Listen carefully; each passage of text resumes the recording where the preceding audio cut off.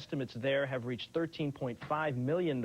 In Norfolk, officials estimate damages at $2 million, and Portsmouth officials estimate $3.6 million in hurricane damage.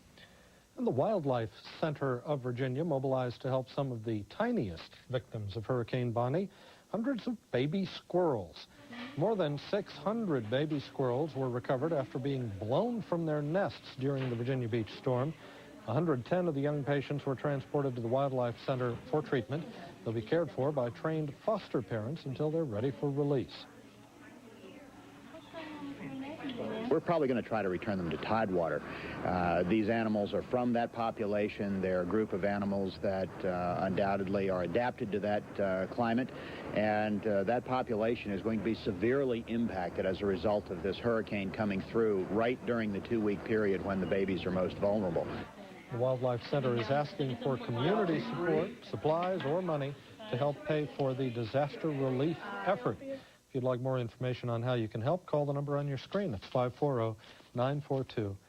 Slept right through the storm. But in the calm after the storm, almost an entire generation of them were left orphaned. Now some caring people are nursing the littlest hurricane victims back to health.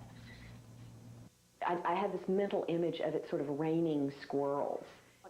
That's how one wildlife caretaker describes what happened during the height of Hurricane Bonnie, when treetops snapped like dry matches and hundreds upon hundreds of baby squirrels were thrown 70 feet to the ground. As far as populations go, that's probably fairly significant. That probably represents at least 50, if not 90% of this generation of squirrels in that area. The lucky ones made it here to the Wildlife Center of Virginia in Waynesboro, where doctors are caring for broken tails, bruises, and dehydration.